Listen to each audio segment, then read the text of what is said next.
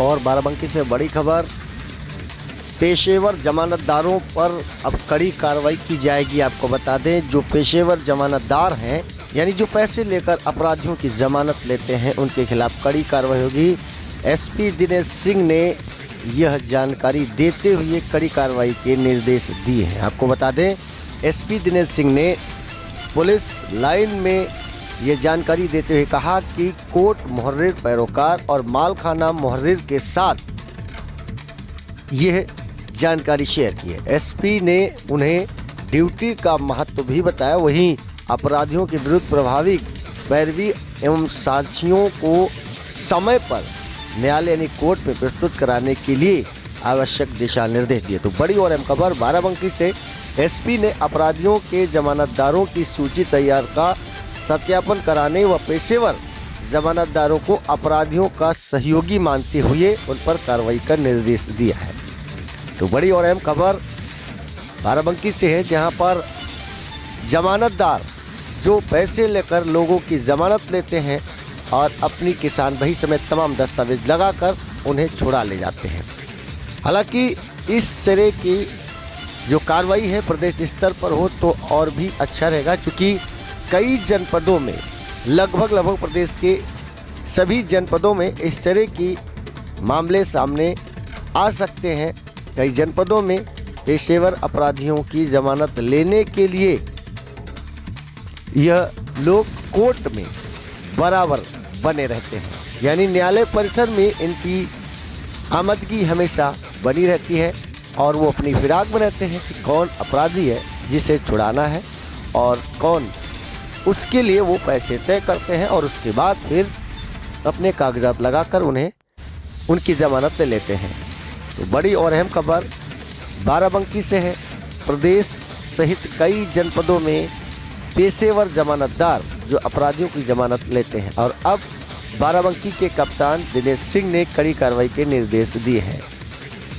उन्होंने बताया कि हत्या, लूट और दुष्कर्म की वारदातों में जो अपराधी न्यायालय में हाजिर नहीं हो रहे हैं, उनको सूचीबद्ध कर गिरफ्तारी का अभियान चलाया जाए और थाने पर नियुक्त हेड मुहर्रिर को समन और वारंट तारीख पेशीवार अपडेट रखा जाए। कोर्ट मुहर्रिर को एसपी ने निर्देशित किया और प्रतिदिन कितने गवाह आए और क्या गवाही दी गई उसकी जानकारी भी अवगत कराई जाए। पेशी पर न आने वाले सरकारी गवाहों की भी सूची तैयार कर उनको बुलाकर गवाही कराने का भी आदेश दिया जाए।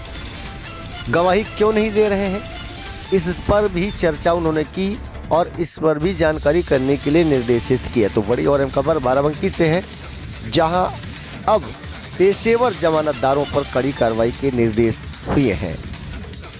तो लगातार बड़े बड़े कारनामों को यानी बड़े बड़े अपराधियों को छुड़ाने वालों पर कार्रवाई होगी और इसके साथ ही के बिंदु संगठित अपराधी और माफिया इनके विरुद्ध कड़ी कानूनी कार्रवाई और इनके अपराध अर्जित जो संपत्तियां हैं उनको बिल्कुल कानून के तहत उनको जब्त कराना, कुर्क कराने की कार्रवाई ये प्राथमिकता का विषय होगी। आपको बता दें, दूसरी बड़ी खबर, अतुल वर्मा के मकान पर बुलडोजर चलेगा।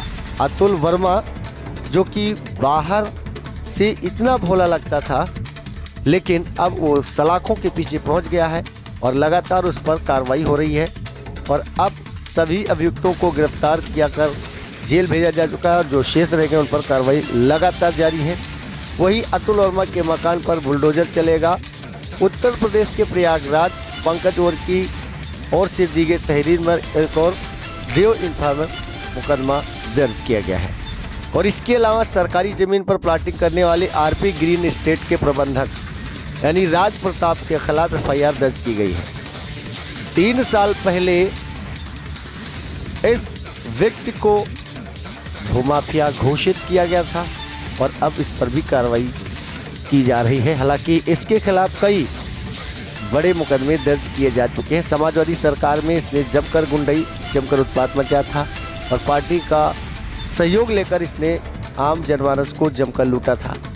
और इसके अलावा संजय सिंगला पर भी एक और केस दर्ज होगा। देवा थाना क्षेत्र के ग्राम सभा की जमीन पर अवैध कब्जा प्लाटिंग करने की आरपी ग्रीन एस्टेट प्रबंधक पर मुकदमा दर्ज करने के बाद यह बड़ी कार्रवाई की गई है। राजस्व ग्राम चचेड़ा में 11.262 हेक्टेयर नई प्रति अभिलेखों में दर्ज है। इस भूमि के एक हिस्से का आरपी ग्रीन एस्टेट प्रबंधक लखनऊ में दयाल रेजिडेंसी निवास राज प्रताप सिंह ने अवैध कब्जा कर प्लाटिंग कर दी। तो बड़ी और अहम खबर हम आपको बता रहे हैं कि हिंदू संगठित अपराधी और माफिया इनके विरुद्ध कड़ी कानूनी कार्रवाई और इनके अपराध अर्जित जो संपत्तियां हैं उनको बिल्कुल कानून के तहत उनको जब्त कराना, कुर्क कराने की कार्रवाई ये प्राथमिकता का विषय होगी। सर, रियल इस्टेट में या बहुत सारे ऐसे लोग हैं जो कंपनी बनाकर लोगों को ठगते हैं, लोक लुभावनी योजनाओं का लालच देते हैं, उसमें FIR भी रहती है, फिर भी उस पर मान लीजिए कार्रवाई नहीं हो पाती है, तो ऐसे में क्या प्राथमिकता रहेगी, कैसे उन पर कार्रवाई होगी?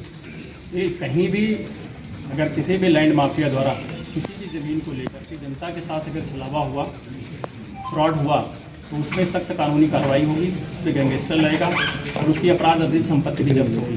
क्योंकि लखनऊ के आसपास के जनपद होने के नाते ज़मीन को लेकर के आसम की तरफ ज़मीन लोग खरीदने की प्रवृत्ति यहाँ भी है और उसके साथ अगर कोई भी छलावा करता है जनता के साथ उसकी गाढ़ी कमाई को लेकर के जरूर कड़ी और कठोर कानूनी कार्रवाई की जाएगी।